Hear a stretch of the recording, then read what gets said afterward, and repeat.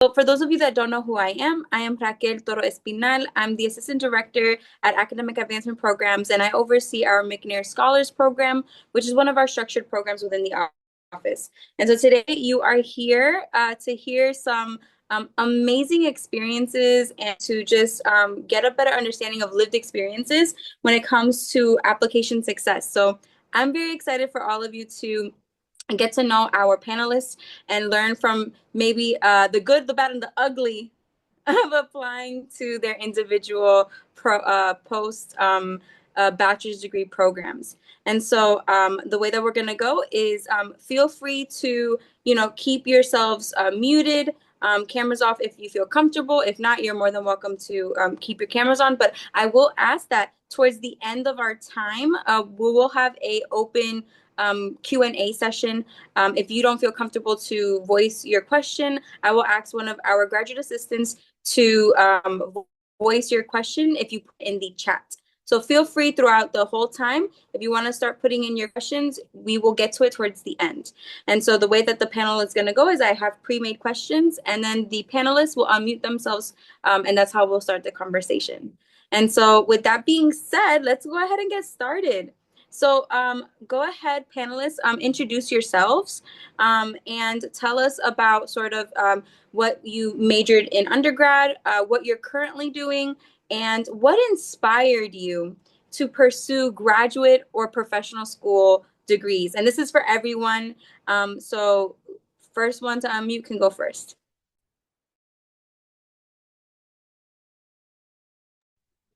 I guess I can lead it. Oh, sorry. Never mind. You can go Yeah, ahead. no, go ahead. Okay. I should have checked this first, but can you guys hear me okay? Okay, cool. So yeah, my name's Chance. I'm a PhD student in the mechanical engineering program here at UCF, and I actually did my bachelor's here in mechanical engineering as well. So the transition was kind of nice. Didn't have to completely relocate. Um, I would say what kind of inspired me to get or apply to graduate school was when I was an undergrad, I was involved with programs like the Academic Advancement Program Office. I'm not sure how many people are familiar with it, but geared toward helping you prepare for graduate school and the application process. Um, but I was doing undergraduate research, and so that kind of helped me realize I really love doing research.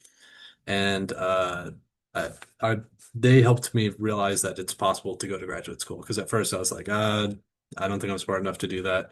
But I really enjoyed the research, so it kind of all fell together nicely. It just was something over time I realized I wanted to continue to do this as a career. So it just made sense with my overall future steps. Um, but yeah, so that's a little bit about me.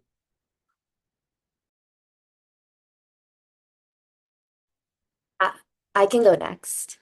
Um, my name is Sampada, and I'm currently in my first year at Georgetown Law. So I grew up in Florida all my life. So I moved to New York right after graduating in 2023. I majored in legal studies with a minor in business. And I think like the whole time I kind of knew like law school was the path, like coming into UCF, but I was always like dabbling with business as well because I was like, oh, what if I end up taking these classes and I don't want to go to law school? I wanted something to fall back on, but the legal studies program at UCF was honestly so amazing. And it really reinforced the fact that I wanted to go to law school. And I ended up being a paralegal after, and now I'm in DC.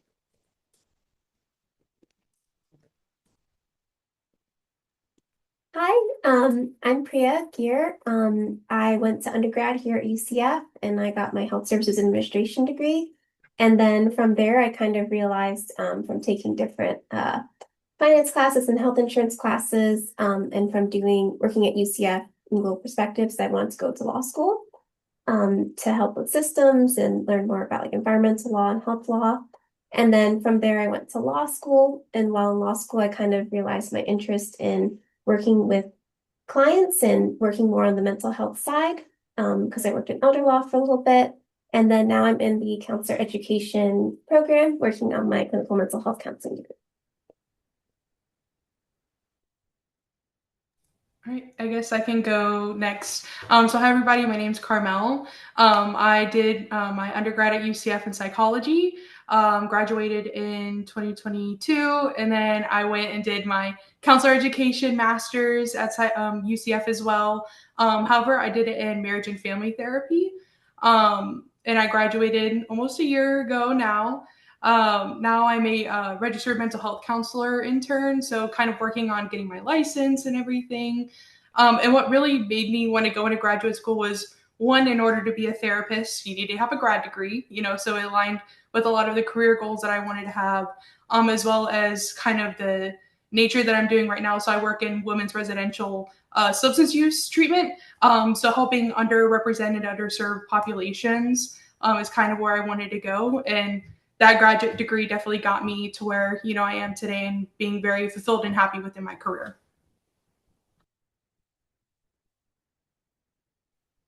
All right, and I think I'm the last one. Hi everyone, my name is Justin. I was a biomedical science major at UCF in my undergrad. Graduated back in the fall of 2021, I think. It's been a while. After that, took a couple of gap years, stayed in the Orlando area, just kind of working on things for my application before I moved up here to DC to start med school at Howard University. Also, in terms of like what inspired me, I kind of always knew that regardless of what I do, I was going to spend the next 10 years of my life in schooling. So, but I always told myself, med school, probably not for me until I really sat down, had a couple of conversations with myself and realized that everything I do want for my career and what I want to be does lie in medicine and specifically being a MD, a physician. So it was kind of a thing of once everything started coming together of, okay, this is the kind of person I want to be. It was just the path that was right in front of me. So I took it. Amazing. So what I'm hearing is that for some folks, they had that tunnel vision of like, yep, that's my next step.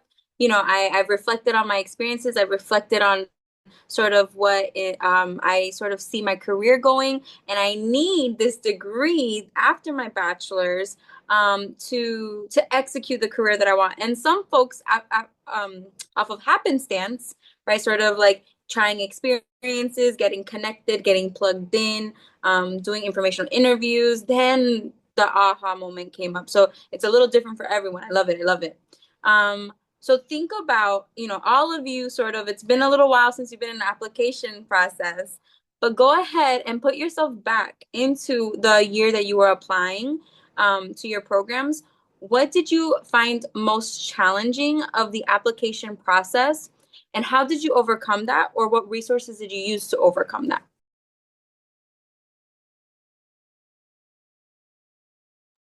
I could go ahead and start with this one, just because I feel like it's might be something that we all dealt with. It's just more so than anything getting through it because it's a long and arduous process.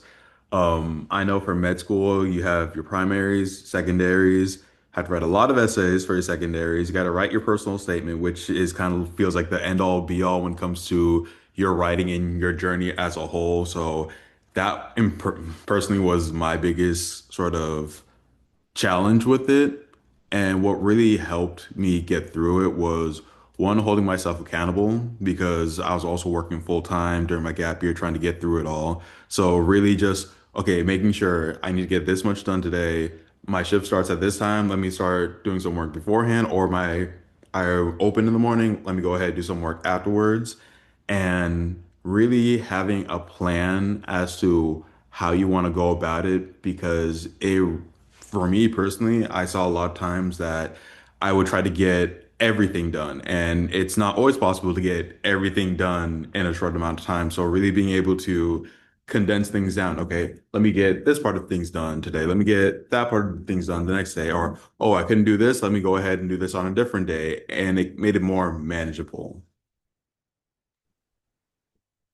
Yeah, for I think for me as well, like accountability is so big because I think up until like the time I did law school applications or like studying for the LSAT and getting that done, I think it was the first time in my life where I had to create my own schedule and not everyone around me was doing the same thing as me. Because, you know, you go to like high school with your friends, you go to college, like you're all doing applications at the same time. And even in college, like finals are at the same time, even if you're taking different classes. So I think like going in and working full time and having a lot of like my roommates coming home to them like just clocking out at 5 p.m. but me being like, oh, I need to still work on my applications or do all of that.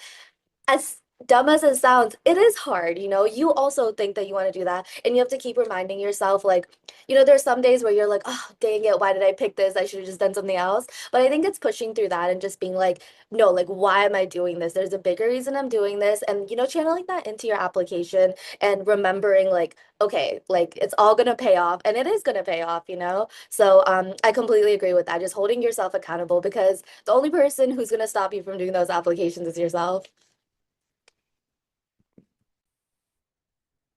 Yeah, to kind of build off what they were saying, because I feel like it seems pretty universal. And for some reason, like at least with my story, and it sounds like a lot of other people's stories, is during grad school application season, you decide to take on as much as you can while you're also applying to grad school.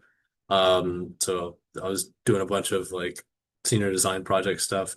But kind of also one thing that helped me was having a community, and it was they kind of touched on it. It's hard. It feels kind of isolating because you got to like lock in and try to do this application process after a full day of work, you know, studying and all that stuff. So since I was with the Academic Advancement Programs office, there was other people around me who were also applying to grad school, and we tried to get together and work on it during like set aside time blocks.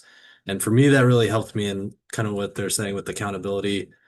And sometimes it's hard when, you know, you have a bunch of other stuff going on. So when someone else, you're meeting someone and they're also applying to grad school, it helps you kind of get through those hard times. So for me, it was the community that kind of helped me get me through it. For me, I know like the most challenging part was the pressure. I think the pressure, you're feeling a lot of different deadlines coming up at the same time. You're having to write a lot about yourself, like applying to law school, you have to, you know, do a personal statement, and the same thing with mental health. It's a lot of talking about your experiences and really getting to know yourself well. And I found that part really challenging because you feel like a lot of pressure in a short amount of time to put all that together. But what helped me overcome that was to just kind of be kind to myself and to just kind of tell yourself as well, like you know yourself the best. And as long as you can tell your story and just say things that you honestly know about yourself, then you can get through it. And same thing with going through the application process. It's a lot like studying for an exam. Everybody has different ways that they study, and you know yourself best. So just making a schedule that works for you and working around what works for you. Yeah. Yeah, I definitely agree with the pressure part. And I'd say like the biggest struggle I had was just making sure like I knew my experiences were enough for what I wanted, you know, to apply to. Because you will meet so many people who are striving for the same thing, and it feels like you're doing so little compared to other people, kind of that imposter syndrome, you know, definitely kicking in. And it's like, no, I know what I'm doing is enough. Like I know it's getting me to where I want to go, you know, in my career. And you know, also part of that, having that community as well definitely help overcome a lot of that struggle, because through like the things that I was doing, I was meeting other people who were like, oh yeah, you know, I've done similar things and I got into, you know, whatever grad program. And so I'm like, okay, so I know I am doing the right thing. It's all good. It's okay. But yeah, definitely having that community with you, the support, and you know, relying on offices like AAP or you know your respective advising offices, stuff like that to help you during you know application cycles. Yeah, so what I'm hearing is that a lot of times, sort of like my mom says, my mom always says, life doesn't stop, right? So if you're applying while you're getting your bachelor's degree, your exams are still going to happen, midterms are still going to happen, your commitments, you know, you're still going to have your full plate. You're adding on this experience of applying. And then if you do it after, during a gap time, where you're out, you're not a student anymore, life doesn't stop, right? You still have to sort of like pay your bills and have whatever commitments. Maybe you're in an experience to build your portfolio or your resume or your CV, and so you still have these commitments. You're adding on sort of the process of applying. And so another thread that I heard from all of you is like reflection is key, right? In communicating your stories. And so knowing oneself and spending the time to really reflect is going to help in the writing process. So that was great. Did you ever face rejection during your application journey? And if so, how did you handle it? What did you learn from that experience? And so, feel free to take that as you interpret it. But, was there a time that maybe you felt rejection or maybe some news that didn't sit well with you? Justin, I see you not. Yeah, definitely when it comes to the application process and med school and medicine in general, rejection and failure and such is gonna be your best friend, and that's not a bad thing. I'm always a fan of the idea that if you're always winning, if things are always going your way, are you really challenging yourself the way you probably should be? In terms of like the application cycle, for me, the first time around when I applied, I was incredibly scared. Out of my group of friends that we all went into like university with that idea we're all pre-med, we're all gonna go to med school. I was the first one to get to a point where applying was a thing, and even my coworkers, the ones who wanted to go to med school, I was the first one to really put myself out there to apply. And that fear really got to me. And that fear of rejection ended up being part of the reason why the first time around me applying, why I didn't get in because I didn't even finish my application at that point. I let that kind of get to me and it stopped me. And one of the bigger things I learned from that is one, like I said before, rejection failure is going to be your best friend, which is not a bad thing. But also, if you do screw up, if you do fail, if you do have rejection, so what? It's not as if, everything stops. It's not like life is, over or anything like that. It's just something that happens and life continues. So why let that be the thing that stops you, sort of thing. Yeah, and honestly, like I share all this sentiments, and I really love this question because I think like grad school especially, and I'll speak specifically to law school. Like I didn't have anyone in my family that came from it. Like many other people I notice around me, like I feel like my parents went to college, but professional school was like out of their realm of any knowledge.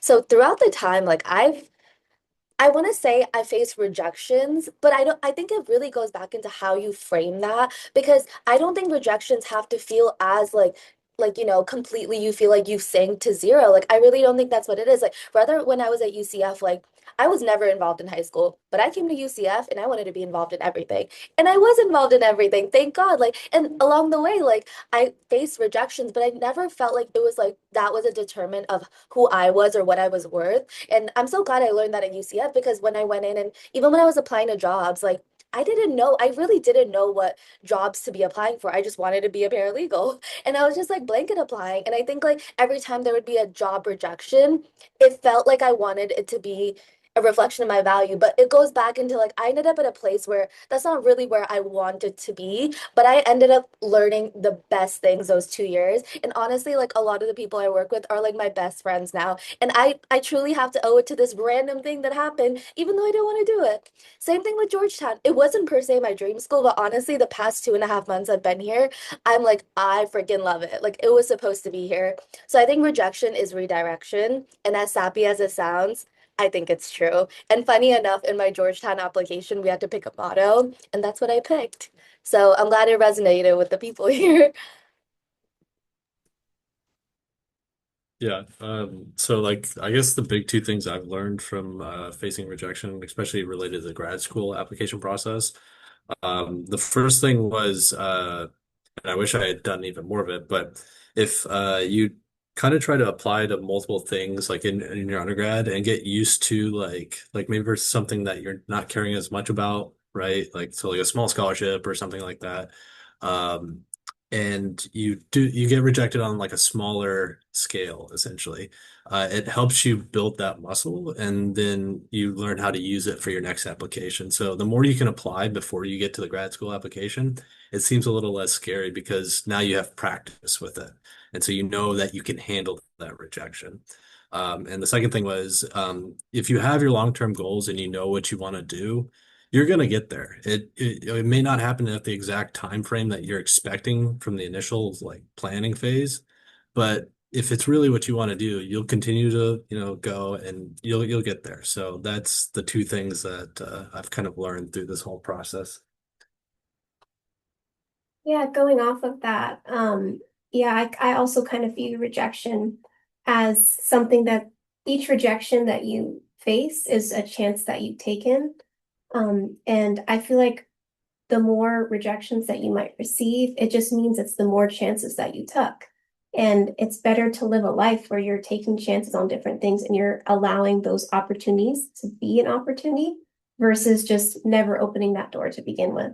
And I think that helped a lot during the graduate application process, especially for law school as well. And even with schools as well. I feel like when you're waitlisted from a school or like you don't necessarily get into the dream school that you originally thought of, it kind of pinpoints you back to yourself a bit more because you learn more from the rejections what you really valued about whatever it was that you lost. And from there, you can learn something new about yourself. I know for me, I got waitlisted during the law school application process at a school that I thought that I wanted to go to. But after reflecting on it more, it was more that the school was close to home. And instead, that kind of allowed me to broaden my horizons and realize, you know what, I can explore places that are farther away. So, yeah, I feel like each rejection helps you to learn a little bit more about yourself. So I'm going to preface this by saying don't do what I did. I only applied to 2 graduate schools. Not a good idea. I got very lucky that I was accepted to one of them. I know Raquel with the thumbs down. Yeah, don't apply to more than just 2, please. Take my advice from that.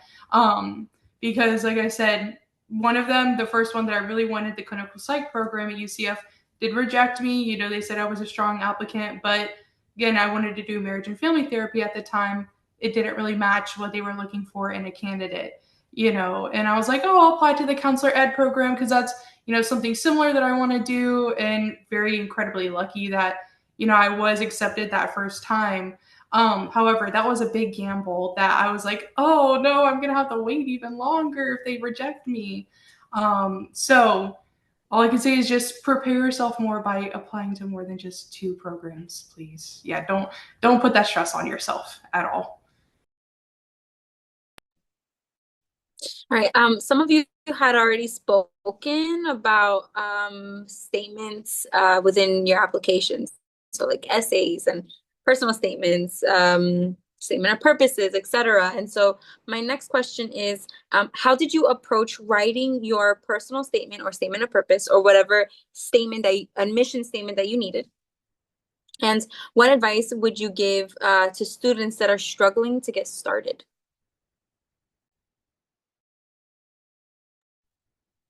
I can start with this one.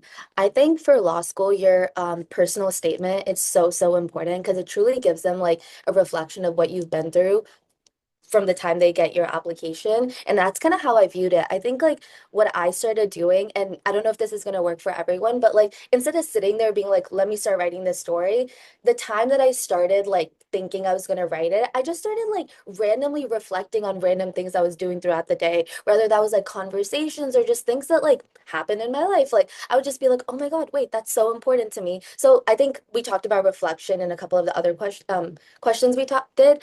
And I think that's truly where it came down from. It was like, wait, like, what is my life story? It's almost like you're about to write your own autobiography or something. Because my personal statement kind of went like throughout like my life and like things that I've done and like how that kind of like went into why I wanted to be a lawyer and what type of law I wanted to do. So obviously that's not like a template that everyone who's going to law school has to follow, but that worked for me. So like I started having a lot more conversations with my friends or like my parents being like, hey, like what are some things that stick out to you about me? Like what are some things that I've done that are like really cool or whatever it might be. So if it helps, I think start the brainstorming before you sit down to write it.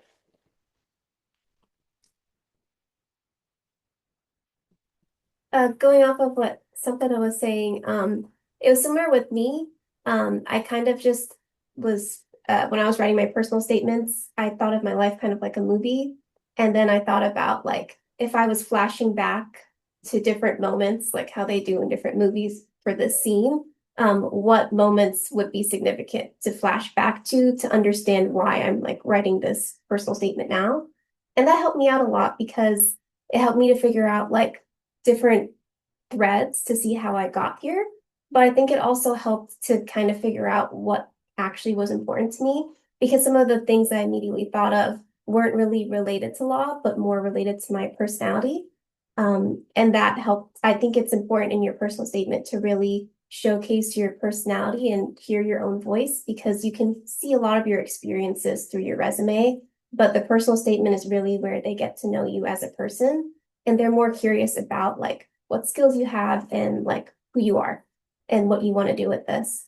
So I think that helped. And it was the same with applying to mental health counseling.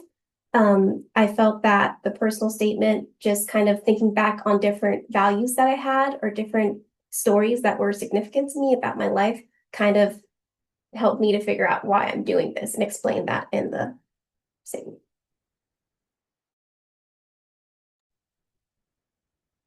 For me, I had to do so a research statement and a personal statement for grad school. And so if you're not familiar, the research statement is like what you plan to do, like for research.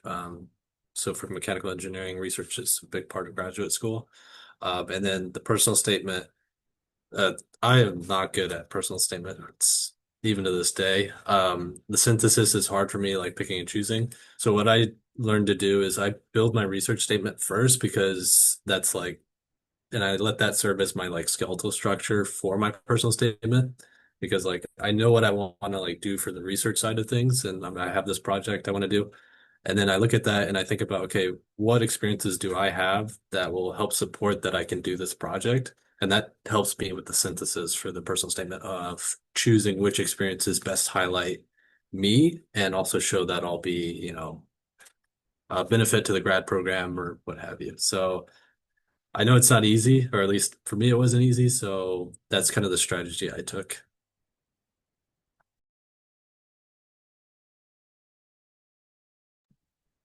Yeah, to kind of add on to what everyone is saying, I feel like what really helped me with kind of going about it is also understanding like what is a personal statement because it could be a really general thing of like, oh, you're having to tell these schools who you are in a certain amount of characters, a certain amount of words, and that's really loaded. I think it was a panel just like this back when I was in undergrad where someone was saying that you essentially are explaining your why for whatever it is. I know for med school, the specific like question they ask is why do you want to be a physician specifically? And they mentioned about how whatever, like if somebody asks you, why do you want to do this? You get that answer. And then from there, you just keep on asking why until you could kind of distill kind of like the to the farthest point until you can't really explain why anymore. And that's kind of like your reason or a big reason as to why you want to do this. And from there, really see what experiences you've gone through that's kind of built you to be the person you are. Because even if your experiences per se aren't unique to you, your perspective and your lens through it all is what makes you unique. And you want to be able to have that show.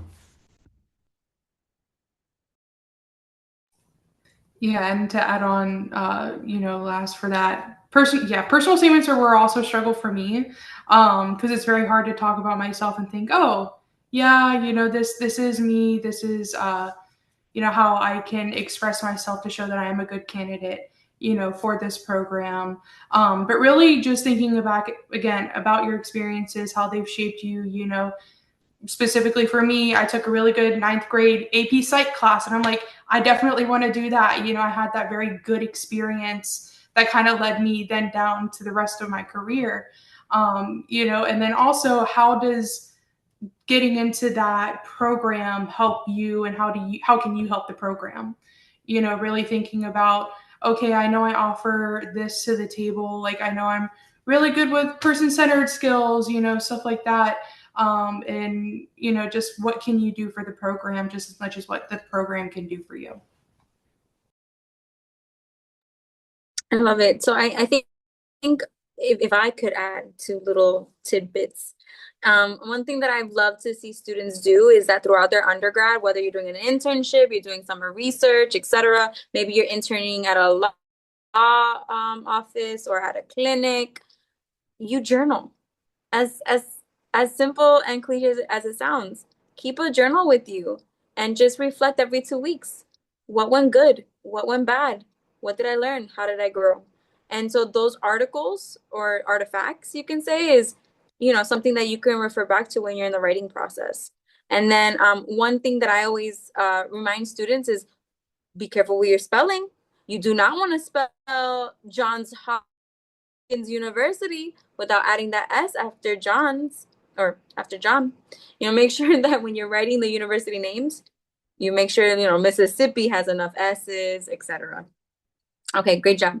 Okay, my next question is, so we talked about statements. We've talked about sort of the before the application. Let's dive into letters of recommendation.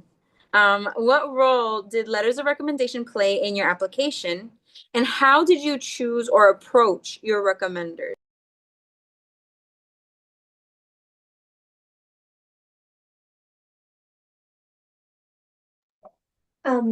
For me, letters of recommendation played a huge role in both applying to law school and then later when I was applying to clinical mental health counseling, because you kind of get a better idea of why you're in this as well. But also it helps to kind of boost your confidence a bit because you kind of are checking in with people who know you really well and who believe in you and are willing to tell you what qualities they think would make you a good fit for different programs. Applying to law school, I ended up approaching somebody that I used to work for during my diplomacy fellowship. And then I approached like an undergraduate professor, and that was for a healthcare systems class. So it kind of got to tie in my different interests, which was like health law and environmental law. So it was good to kind of touch in with the people that are recommenders so you can kind of figure out your different interests as well. And then for mental health counseling, it was the same. I touched back in with professors, especially like a wellness professor who had told me that they thought that, mental health counseling they think would be like a great fit after I graduated law school. And then some advice that I'd give to students struggling to maybe approach their recommenders would be to just kind of think about the people you have the best relationships with. Often it's not more about whatever experience or title that you had in that position, but more about even if it's a class that you feel like may be unrelated to your program, if you learn some skills there that you feel are really beneficial for whatever your program is, or even if you have a professor that saw you really open up, then that's the person that you should pick. So just kind of check in with people that you think may not be the expected and go with who you think knows you best. Yeah, and I would say just choose somebody is going to provide you with a good recommendation letter. Emphasis on good. That's where the programs are looking like, okay, are they a good fit? Is this really true? Do other people have that same experience, with this candidate? Because you can definitely choose a bad recommender. Maybe somebody you don't know too well. Oh, I had a class with them. Hopefully they remember me. I'm going to ask them. They don't know too much about you. And definitely what Priya was saying, like, it might not be the person that you did research for or TA'd for. Those are definitely good, possibilities, but there's more out there than just who you did work for, but like maybe who you stayed after class to ask questions for, or, talked a lot in class and kind of had that rapport going, with the professor, whoever it is. So just somebody who's going to give you a really strong, solid recommendation. Yeah, I agree with everything that was said. I think I was at UCF like right around the COVID time, and legal studies classes were already like mostly virtual. So I didn't get to like interact with my professors too much. But honestly, like it's not like you have to force a connection with anyone. Truly, like who is it that you're like, wow, like I love the work they did, or you just love like being around them and they're like motivating you. I think just if you like even get like one or two connections, I think that's like really great. And like from there you can like keep figuring things out. And I also had to do professional letters of rec as well. So just like I guess like keep that in mind depending on where you're planning to apply.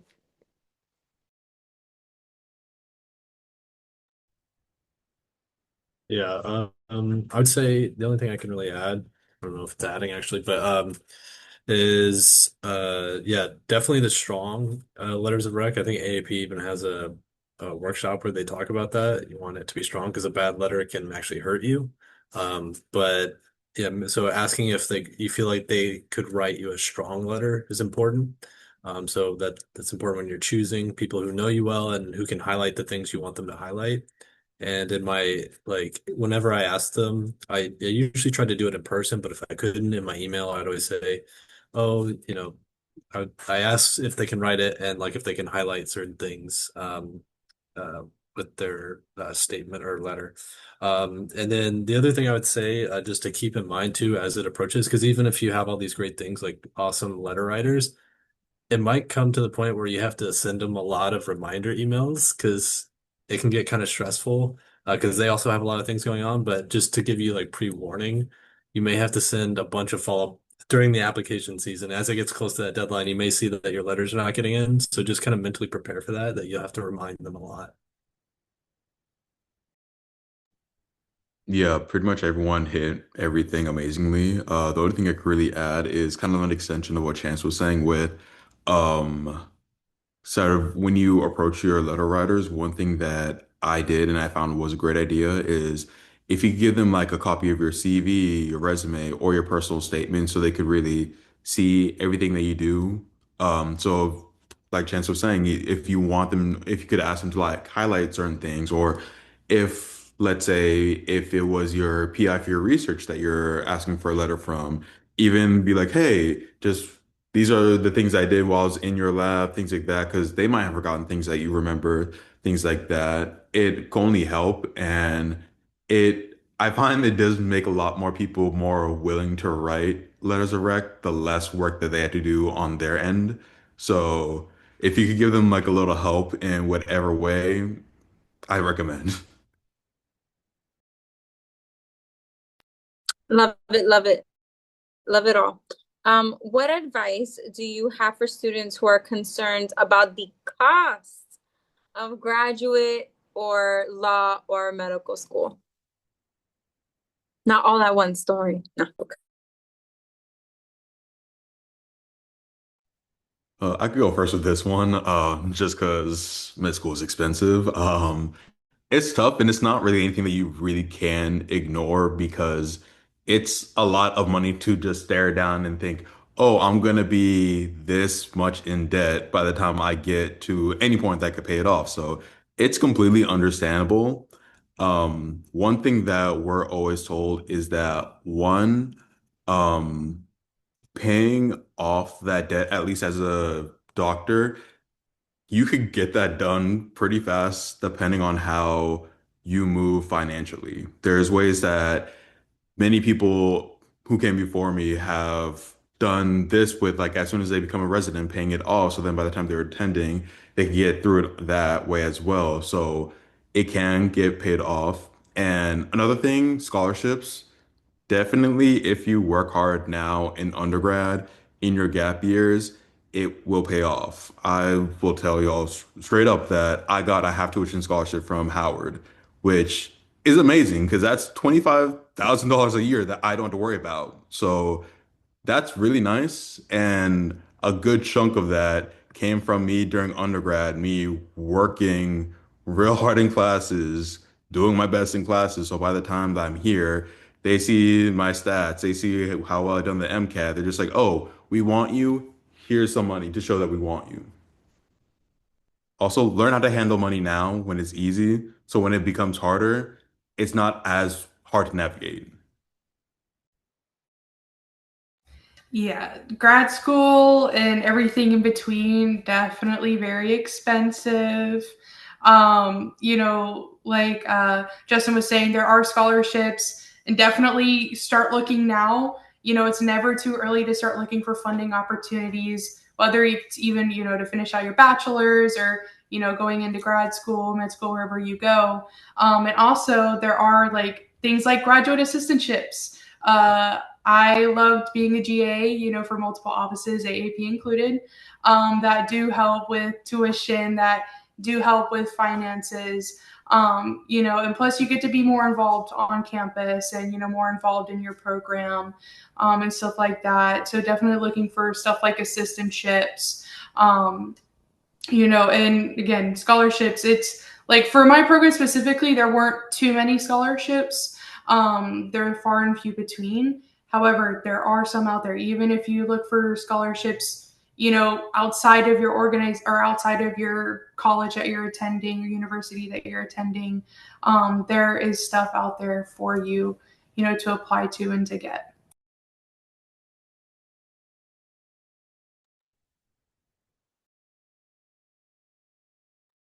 Okay, I can go next. So when it comes to like scholarships and stuff, I think like it was a bit interesting on my part because like during undergrad, like Bright Futures covered stuff. I never had to worry too much about like loans or anything like that. So when it came to like law school, it was a bit more different because I was like, oh, you have to pay for school. This is like such a novel concept to me. But obviously, as scary as it is, like and obviously, everyone has their different financial situations and definitely look into it. But at the same time, the way I also viewed it is like it was a return on investment on myself. So if you really know you want to do something, like I think there is a way to figure out the finances, whether that's like putting in the work to get scholarships or talking to their financial aid. At the end of the day, a lot of these schools, like they want you to come. They want you to come. They want you to succeed and they want to help you get here. So if that's the only thing that's stopping you, like reach out to resources, whether that's a UCF or the school that you're planning to go to, because it's such an individual like thing to do, and there's no like one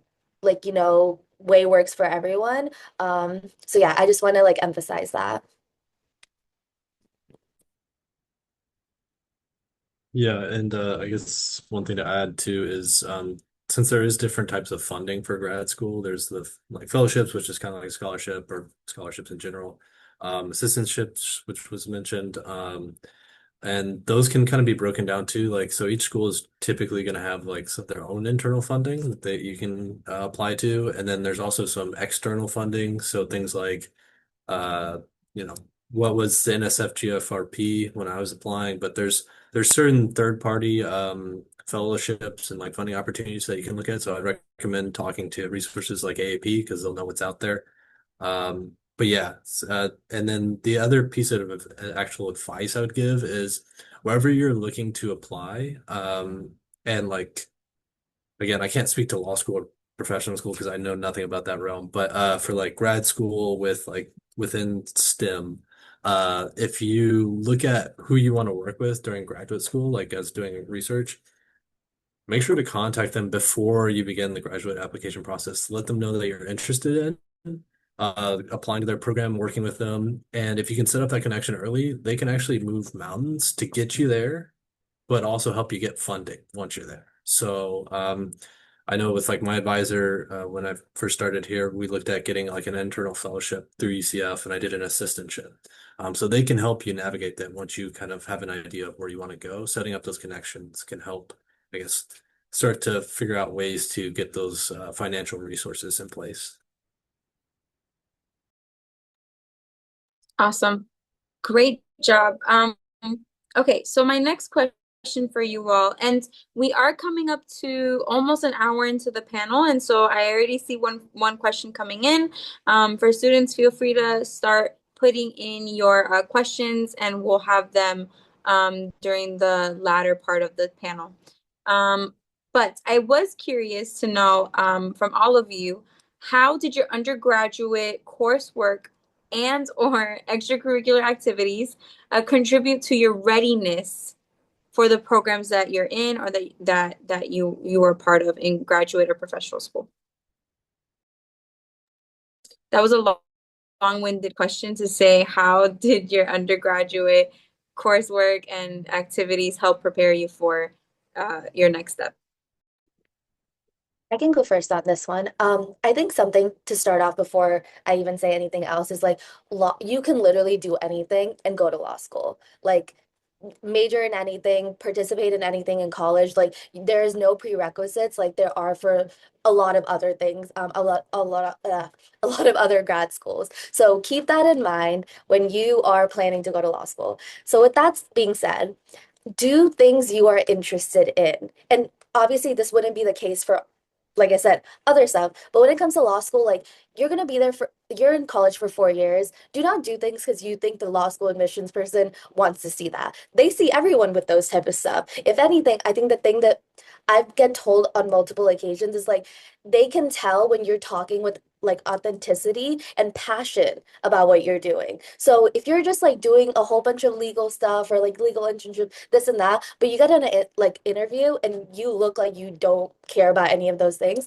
people are gonna see right through it. So with that being said, I was a legal studies major and I got involved in a lot of different stuff, like whether that was like cultural, like I was the president of the Indian Student Association, but I was also part of like legal stuff. I was in student government. I was really big into like women empowerment. I said that as in past tense. I am actively involved in women empowerment.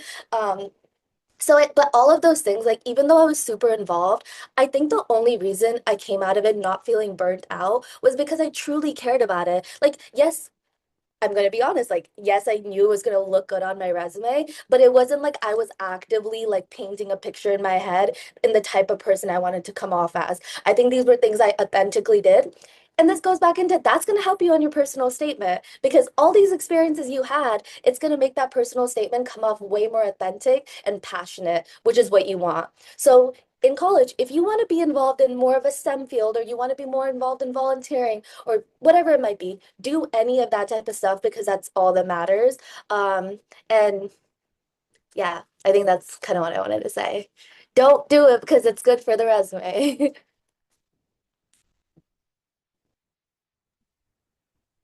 I'm going to go ahead and second that. Absolutely.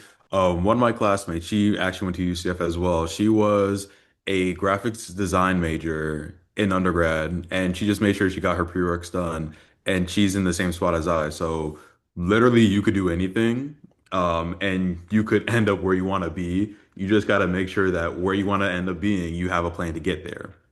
But overall, in terms of like things I did that helped, I definitely have noticed that some of the coursework that I did in undergrad, it's paying off dividends here, where it's just like I'm walking in, having an idea on certain things. Like immunology, it was a 16-week course at UCF, back when Wego was teaching it. I don't know if he's still teaching it or not, but that literally almost word for word, we used the same textbook. The only thing is that instead of it being a 16-week course, we went over everything in 2 weeks. So things like that. And just outside of just the pure academics, just things like I was a peer mentor and learning how to talk to people, learning how to have different conversations with people, it really did help with me one, learning how to talk to patients, how to deal with things like that.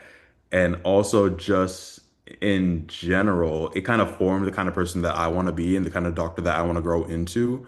So def the main thing I basically want to say from this is do like your career starts now while you're in undergrad. It doesn't start when you get into med school or whatever. The kind of person that you want to become, start working towards that. Whatever it is that you want to do, work on that now so you could grow into that kind of person. Whether it is that you are, heavy in the STEM or you want to take some time to, delve into the arts, things like that. Whatever your journey is your journey and take that however way you will. But also, taking prereqs can help a lot. If any of y'all are interested in med school, taking anatomy before you go into med school, it helps a lot. It makes things a lot easier. I agree with everything everybody said.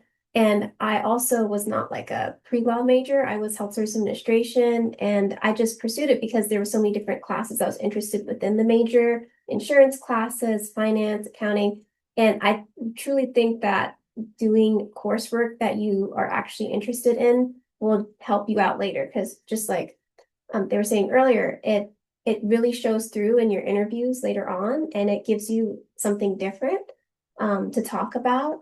And I also feel like extracurriculars beyond even the graduate application process, I feel like exploring your interests now is going to help you mental health wise when you're in graduate school as well. Because the things that you got excited about in undergrad, that's what's going to push you to keep going when you're really stressed out in graduate school and trying to take on all of that workload. So yeah, explore your interests now so you can have hobbies and be able to balance your life. Yeah, absolutely. Don't pigeonhole yourself into like just one thing. Like, oh, I want to go into this, so I have to stick to this. Specifically for mental health counseling, I had people that I applied with that went to business school, that majored in music. And ultimately they just want to see you be well rounded. That you show an interest in this field and how you can apply your own interests. To what you want to do. And so, yeah, definitely don't just put yourself into one box. Take the time to explore while you can, all these different interests, because they might help you, in the future in your career goals. You can always combine, your interests with whatever career you want to do.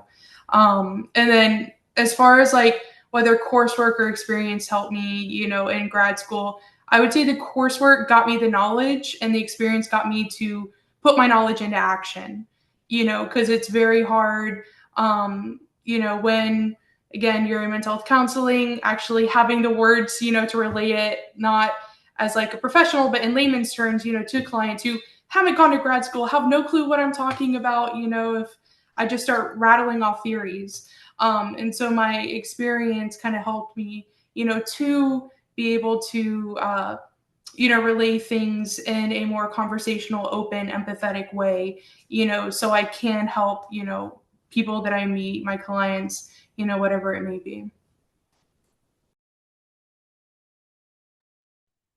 Yeah, I don't have really anything to add on that. Everyone said everything I was going to say. So, I would just reemphasize like build good habits now during undergrad. Because I imagine like everyone's, has a bunch of different responsibilities. You're pulled in a lot of different directions. But what my advisor told me, and it's really stuck, is that you don't get more time, you get less time as kind of life moves on. So you get more and more added to your plate.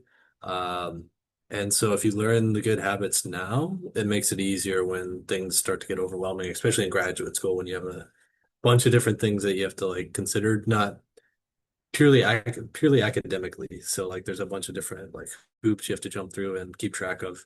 And that's not to say also the out stuff outside of school and work. So yeah, whoever I forgot who mentioned it, but building good habits now and kind of figuring out how to do that time management. That's important key.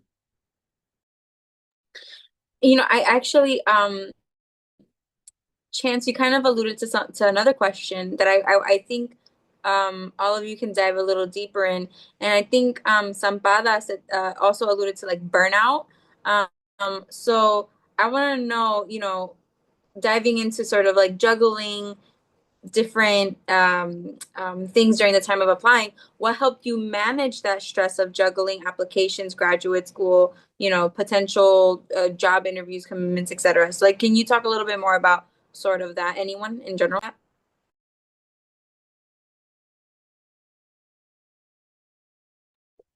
For me, I think journaling, kind of like how you mentioned, throughout that whole process and kind of self-reflecting, it can help because it helps you remember like why you're doing this, and it just helps you to get those emotions out and kind of explore like maybe where you need to like, I guess, focus your time on. Like if it's a time management thing, maybe that's what's overwhelming you during the application process, then you can kind of plan and figure it out from there.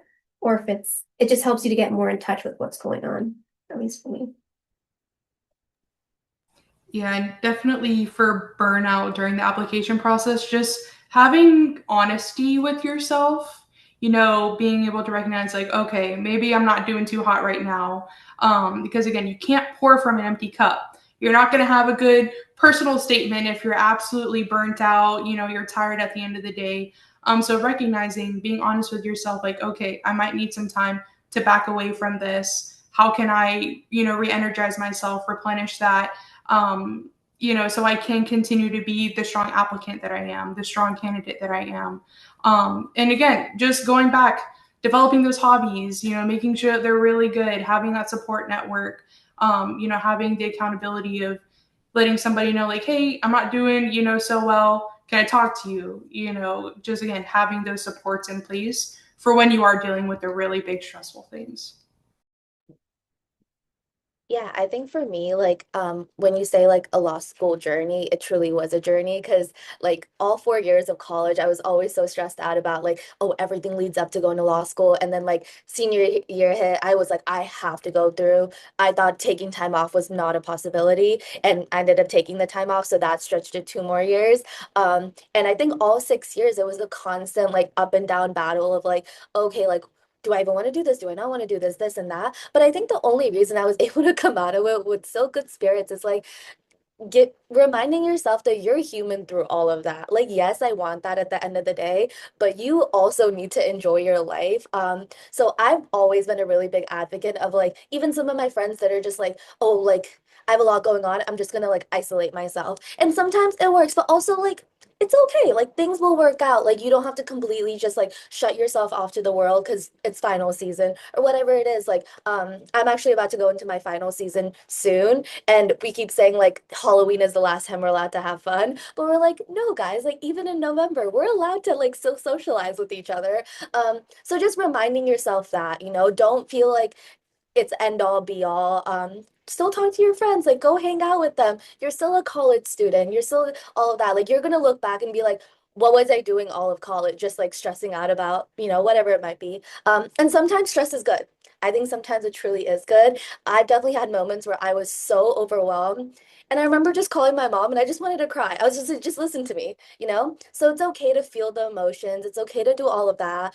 Don't bottle them up. Don't feel like you need to be strong. It's such a hard process. But anything worth like anything fruitful is gonna be hard. So just stick through it.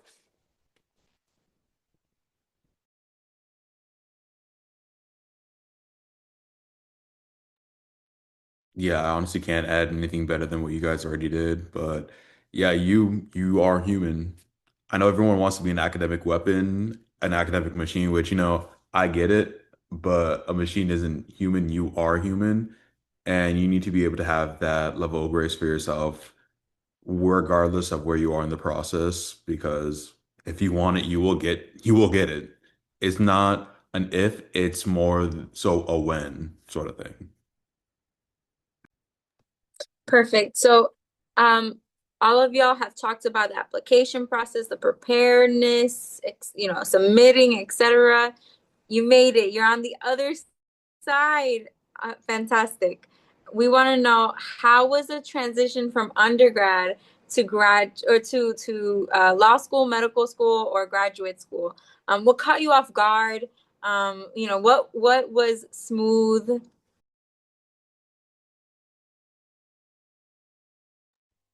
I can speak to what caught me off guard. I guess I'll do smooth first. Because I mean, for me, staying at UCF, I already kind of knew the environment, I knew the area, so that kind of made things easier. But I know a lot of people, go to graduate school not where they went to undergrad, so that can add a whole nother layer to it. But I feel like for me, the part that was rough or not as smooth was figuring out that oh, it's not just the difficulty of like the classes gets harder and all that stuff, but and you get like more stuff thrown on you.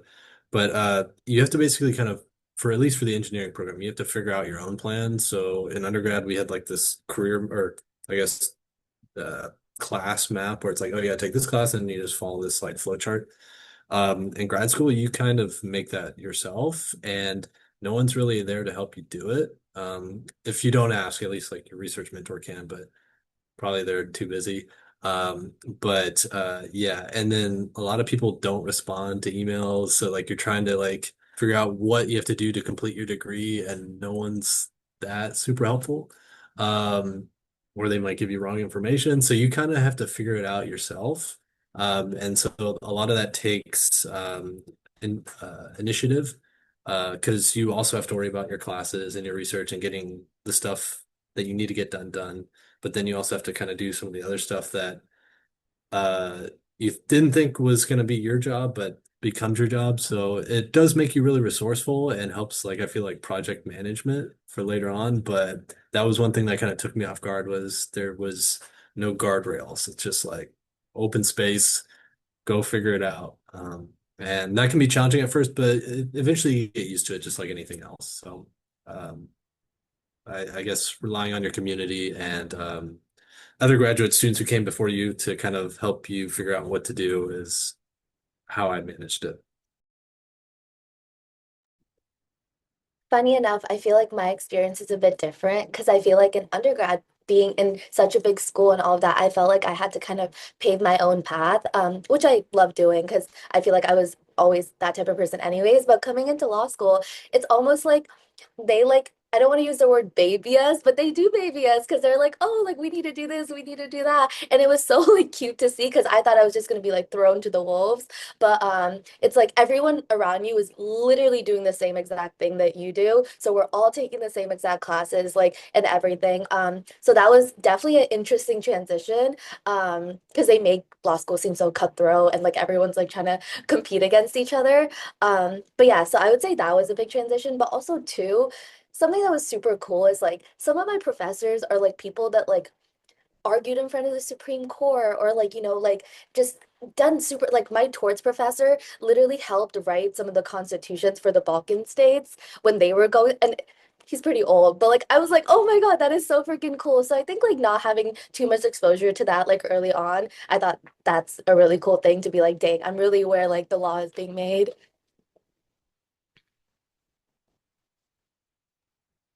Yeah, I could kind of echo the same sentiments. In undergrad, it really did feel like the rat race. You and everyone else, you were competing to like get to this point in time. But getting here, me and all my classmates, we are all friends. The upperclassmen, they watch out for us a lot, and it feels like a very nice home vibe, which I feel like that's also dependent on whatever med school you go to, because I've heard different things from different people, but it really is we are all bringing ourselves to the end. Like we started with 131 people in our class. We're going to finish in 2028, same amount of people. So it was really nice in that respect. Also the information from undergrad to med school, it wasn't crazy different. Like all the talk I've heard about, oh, it's gonna be the hardest thing, blah, blah, blah, blah, blah. It definitely is hard, but it's not nearly as hard as I thought it would be initially. That being said, what makes it hard is not necessarily the information, but the breadth of information and the speed of the information. A lot of ways that people describe med school is like trying to drink water from a fire hose, which very accurate because, like I mentioned before with immunology, something that was a 16-week course, like a whole semester was worth of information, we're distilling it down into like 6 lectures over the course of a week, like 4 or so days. So the speed in which you're going through the information changes. And to what Chance has been saying about like now that you have so many other responsibilities on top of just school, it's not I'm in school. Oh, I had to worry about rent. I got to go ahead do these extracurriculars. I have to go ahead and do this, that, and the third, and just a lot more life happening while you're in med school. So honestly, that's yeah. To go off of kind of what everybody's been saying, I feel like in undergrad, in any school you go to, graduate school, undergraduate school, professional school, there's definitely different mindsets of the people around you and kind of in the community of the school that you're in. So I feel like in undergrad, it was kind of more like everybody's kind of like how Justin was saying, it's kind of like a rat race. Everybody's trying to get to the end point. I felt like in law school, like it was more like a goal-oriented mindset where everybody had specific goals in mind and they were trying to get to those goals. And I felt for therapy school now, I feel like it's more of a growth mindset. It's more like, who can I grow to become? So I think something that really threw me off when I moved from undergraduate to graduate school is just getting used to shifting your own mindset and kind of adapting to whatever school that you're in. Like in law school, it's good to be goal oriented, to understand like where you're going from here and to plan things out. And now being in therapy school, I think having a growth mindset definitely helps develop you into where you need to go. So I think something that'll help just in general is just kind of understanding like what the mindset is of yourself that you want to have in graduate school for you and kind of comparing that to maybe where you were in undergrad and seeing like what feels right for you right now. Yeah, absolutely. Grad school and undergrad are like we're two completely like opposite sides of the coin. For me, like undergrad again, I finished like my last 2 years during COVID, so no in-person classes really.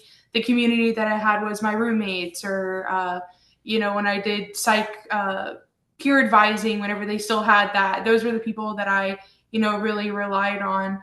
And then going into grad school, it's like, oh, I actually have classmates that I interact with every single class. My courses are laid out for me. I have the exact same group of faces, that I see, and it's small. There's maybe a class of like 15, 20 people at the most, whereas undergrad, it's hundreds, of people that you don't really get to meet, or, you might really connect with one or two people. But in grad school, it's like, okay, yeah, really close, tight knit community that all kind of going towards the same thing that you're going for. So that was really nice. And I definitely think them being in such a small class, you definitely have more of a microscope on you, at least from my experience. It's like, okay, so I do have to do presentations in front of the same 15 people every single time. How can I make it different? How can I continue to improve upon myself? So definitely you feel like there's more eyes on you, but they're good eyes. They're, eyes that you have a community with. So definitely really like that. Awesome. Thank you so much, panelists. So now I'm going to shift over to our Q&A. And so we do have about 3 questions that have been offered by the students. Christina was the first one to say that, quote, I work full-time as a paralegal. I will have to take 3-semester gap before starting law school, praying I can start in August of 2027. Besides work experience and, of course, good LSAT, what recommendations do you have what recommendations to have my application stand out and bulk up my resume? So I'll pass this over to Sampada. Um, Well, first off, I think GPA and LSAT score does matter a lot. So definitely, like, if you have time to prioritize studying for the LSAT, do that. And I think let's reframe the bulking up application because you don't want to just do stuff because there's like one right way to do it. If you want to pick up things like that you're interested in, definitely do that, whether that's volunteering or any of that type of stuff. But I wouldn't say there's like any specific thing you have to do, especially if you're working full time. I think this is the best time to learn like soft skills as well, like really like working with the associates or partners or whatever type of law you're doing, because it comes up so many times, like even in my normal conversations and networking, law school is so big on networking. So if you can like make some like mentors, all of that, work on it because it's gonna really, really pay off.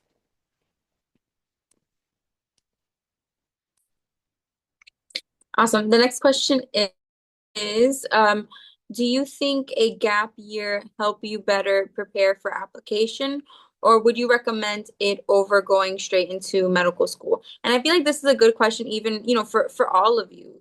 Like, what are your thoughts on gap time? Some of you have had it, some of you did not. And so I'm just curious about gap. I could go ahead and start. I'm huge when it comes to gap years and such. One, because I took them, and two, because it made preparing for med school easier because I didn't go into med school thinking I wanted to do medicine. It was something that really came along when I was going into my third year right before COVID. So it was like a thing of like, okay, I'm not getting everything done in 2 years. I'm gonna take my time because I want quality over quantity of what I do. So I'm huge on it because one, it does that for you. Two, it allows you to experience different things other than just academia. One thing that I feel like while you're in undergrad, you don't really get a chance to do, or you don't really see how different it can be, is like how things go on in the real world, like everything around you. When you're working that job, like being able to, deal with long shifts, or, oh, I closed this day and now I have to open the next day. Dealing with people who are outside of like your major, your sphere of like knowledge, things like that. These are skills, in my opinion, everybody needs. And I definitely have seen times in which it has, worked to my benefit. Um, for instance, I know a lot of my classmates who did go straight through when it comes to like different tests, things like that. They do get very worried about certain things or even like some smaller details that I'm just kind of the idea of like, you know, I'm gonna do the best I can, and that's all I can do. So it's like certain ways in that I don't stress out. It also helps with like really confirming that this is what you want to do, and it gives you, I don't want to say gives you an out, but almost like it gives you an out. Like, oh, as you're working this job, as you spend time away from school, you see, okay, this time away through these experiences, I've learned it intensifies what I want to do versus, oh, this may not be exactly what I want to do, which is fine. Either way, it's perfectly fine because again, it's your journey in life above everything else, not just you getting into whatever professional school. So that I've met some upperclassmen who they went straight through that they wish they might have taken some time. I've met people who've taken even more time than me. So it really is your journey. And the fact that we're all in the same school, either in the same year or different years, shows that, your journey is your journey. Take the time that you need, whether it is you feel like you go straight through or you can take your time. It's up to you. I can pitch in a little bit. I agree with like literally everything you said. I think it truly is like figuring out what you want to do and what you don't want to do. And like I said, I was one of those people that thought I could not waste time by taking gap year, but I sit here today being like that was the two of my best years because I think what really it was actually someone in med school that said this to me. He was like, you won't regret taking a gap year, but you might regret not taking it, if that makes sense. And that really resonated with me because I was like, okay, I'll walk away 2 years, 1 year, how many ever years or months you want to take off. You will just be like, oh, okay, like I spent that time, what?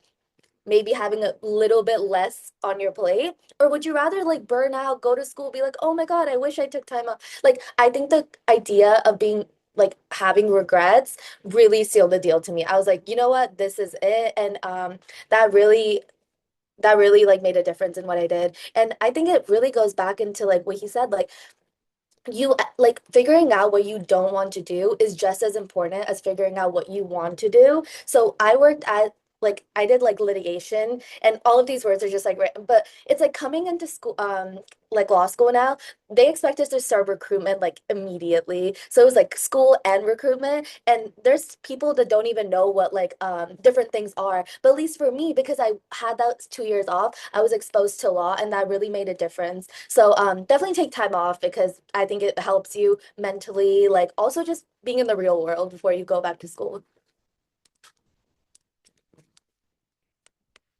I can kind of jump in too because I've kind of had both experiences. I went to law school like directly after undergrad, and something that I kind of wish I had before I went into law school is, and kind of to answer Christina's question as well too, is maybe some more experiences with networking and maybe attending conferences and just seeing the different sides of the field has to offer, so that when you get into law school, that you kind of have maybe like more of a narrow view of what area of interest that you might have. And then after graduating law school, it took some time before I applied to therapy school. And I feel like that time was important for me because it helped me to really figure out and narrow down what I really wanted and what things that, yeah, that to figure out therapy was for me. And to figure out what about law, what aspects from law school and being a lawyer that I liked. So I think that it can be really beneficial to have the gap year as well. But even if you do go into school straight out of school, if you go to grad school straight out of undergrad, I think it could still be beneficial as long as you still are trying to gain experiences and trying to just staying curious.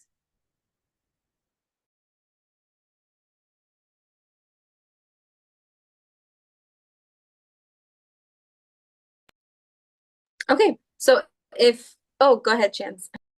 Well, I mean, I know this question wasn't directed toward it was directed toward law and med school, but in terms of grad school, I mean, the only thing I can like say is yeah, it doesn't hurt you to take a gap year because you can get, real world industry experience. And for some reason, I've always noticed this when people could go and then come back, like always seem more put together than the students who are like just going straight through. That's not to say the students that are going straight through are like bad or anything, but it seems like they're drowning, and then like the people who, went away for a little bit and came back are like swimming. So I don't know. I don't know if it's just they have more what have you, like experience like managing things, but it definitely can't hurt you, at least from my graduate school experiences, and can give you perspective on like how things are done in industry versus how we're doing it in grad school.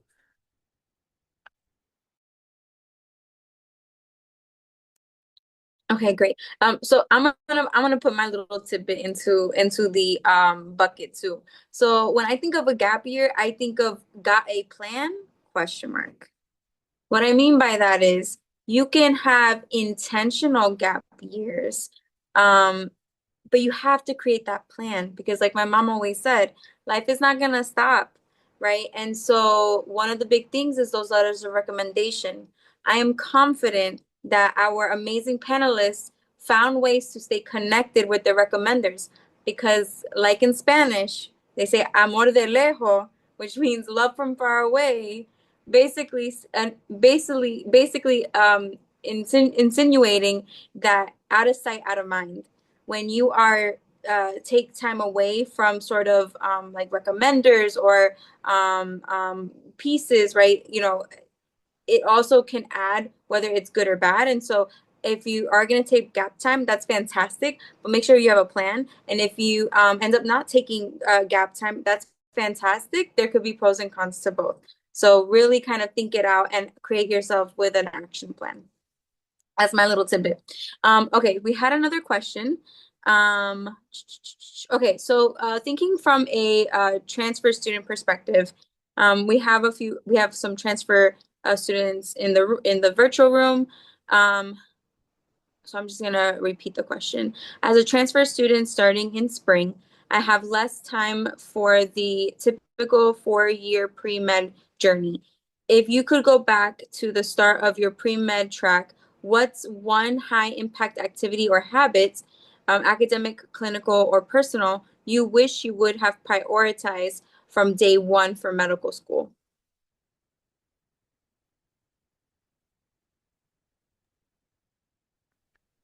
That's a great question. Mhm. Thinking about one thing that I would change, Or prioritize? prioritize. That's actually a really good question. That's a pretty difficult question to think of because off the top of my head, there's not a whole lot I would change in terms of what I would do more. If anything, if I were to prioritize, I would prioritize things outside of strictly the hard sciences. Um, just because, again, I love it. I love what I do. I love what I did in undergrad and how that's contributed to me being the kind of person I am right now. But I'm also a believer that every experience that you go through comes and it all colors your perception and colors what you do. So even if it's not, I was in a wet lab doing work 12 hours a day, even if you were doing something else, let's say you explored an interest in like the arts and things like that. I believe that all contributes to you being a better physician, a better person, a better doctor, a better whatever. So if anything, I may I may tell my younger self, maybe you don't have to study today. Maybe you could do something else. Maybe your interest in music that you had in high school, you could, keep doing that, things like that. Because again, life is going to keep going, whether you do these sort of things or not. And I don't regret anything I did because it got me to where I want to be and I'm loving it. But there's always time for you to sometimes take a step back and not always be locked into this final goal. And you could really take time to look around, if that made sense. I feel like I was kind of rambling right there. Thank you, Justin. I actually really like that question. So in for all of the panelists that maybe happen to be transfer students, could you talk about sort of what if you could answer the question of like what experiences or activities you felt were beneficial as a transfer student that you would prioritize? If you could just sort of talk. Yeah, so I can address that. I feel like the because I did a couple different clubs and activities when I first transferred to ECF. So I transferred from Seminole State College, which is like literally right. Well, it's maybe like 30. I guess they have campus right down the road, but um, yeah. So I was doing different clubs and activities. So kind of using that time to explore what I was interested in. But for me, what the highest impact one was the undergraduate research. And so I feel like if I could have, I mean, I guess I wouldn't really change anything. I just continue to focus on that because that gave me skills that helped me not only like for the graduate school application process, but for just classes later on in my undergrad, but also later on in graduate school. Because I was implementing basically the theory I was learning in classes in like a real world application. And so I guess if you can find either a club or activity that's in the area that you're interested in pursuing, and devote time to at least doing like a project there or and like I mean like the full like evolution of a project, not just for like a little part. If you can like find one that's going to work on like say like a year-long project or something. So that way you can show that oh, I can, do this project, right, from start to end. And these are the results from it. I feel like that really helps not only you in your career slash professional journey slash personal journey, but also for your graduate school application. Because one thing, at least for the engineers, if there's any engineers in the room, for graduate school, you want to show them that you're capable of doing what you're going to be doing in graduate school. And that's a great way to do it is show that, okay, I can start a project. I can, design, basically what the project's going to do or what it needs to do, and then build it, test it, all that stuff. So if there's something that you can really focus in on and do a project in, to me, that was something that was super beneficial. Awesome. Thank you, everyone. So I can't believe the time has come to an end. We're at the last question for this time. Students, I hope that you have gained more than maybe what you came in with. And to our panelists, I just want to upfront say thank you so much for spending time away from your really busy schedules. I know I'm confident that all of you definitely have so many things that you're juggling with. So I just want to thank you up front. And we will close out this session. Before I say the question, students, please remember to use the check-in link that is in the chat, and we will be uploading this recording onto our YouTube channel. So, but with that said, for panelists, what's one piece of advice you would give to current UCF students who are just beginning their graduate or professional school journey? I can go first. I think do not be scared to reach out to people. If you're scared, confused, don't know what to do, I think that was a really big asset for me. Like reach out. The worst they can do is not respond.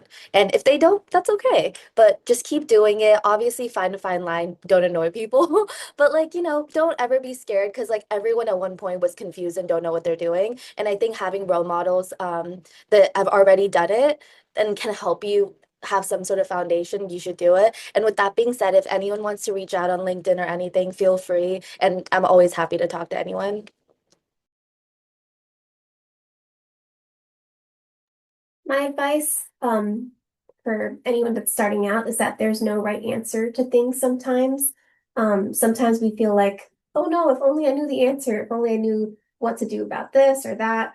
I would just say, yeah, sometimes you figure things out through experiences and through time and through life and throughout grad school. So to just take your time and trust your own timeline. Everybody's on their own path and their own time. And yeah, to just be patient with yourself and kind with yourself as you figure it out throughout the process.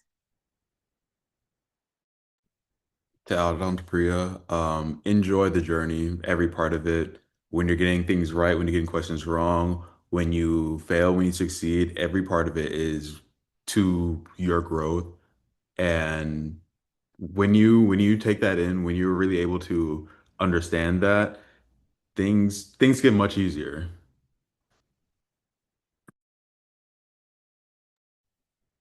Yeah, I would say don't be afraid to ask for help because I think a common like thing to happen, whether I don't know if again, only speaking from the graduate school side, is once you start graduate school, you feel like you have to know everything because oh, you're the big graduate student now, but that's not the case.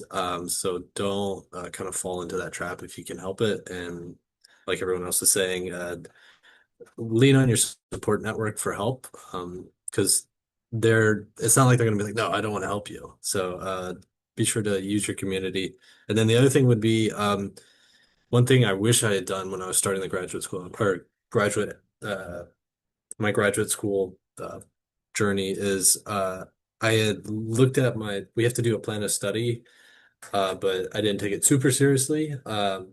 Figure out what you want your plan to be so that way you have an end date goal in mind because it's easy to just like push it back if you're not kind of constantly reminding yourself, okay, this is my track, and this is what I need to do to stay on schedule. Um, so one thing that I would recommend is create that plan of study and how long you expect it to take. It's okay if it shifts, but just kind of always go back and revisit that because semesters can go by and you might miss something. Like there's other things you have to take care of during graduate school, like different milestones.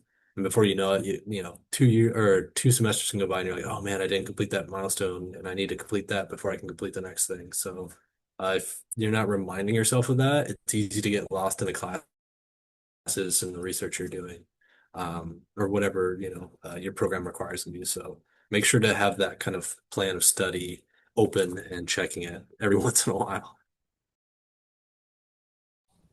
Yeah, definitely what Chance said about not being afraid to ask for help. Um, it's very scary to ask for help. I know I've had that experience of like, one, who do I ask? Two, like, will it come back to me? Like, if I have to admit that I need to ask for help, but there's always going to be one person. I can guarantee at least one person out there that will help you with whatever it is, whether it's planning for, grad school, preparing for it, even if there's just somebody that you need a listening ear, always ask for help. That's the biggest thing. Like I said, it does take a lot to ask for help, but knowing when and who and how to ask it, will help, ease things a lot quicker than if you just kind of bottle all it up, sit with yourself and, kind of stress yourself out when you can, reach out.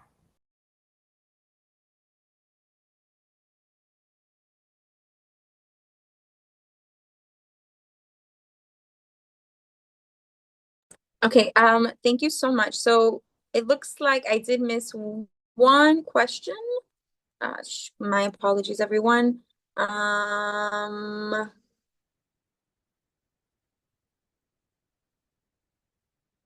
So it looks like there was one question. I can't look at it right now. So what we're going to do actually is we're going to stop the recording now. I will give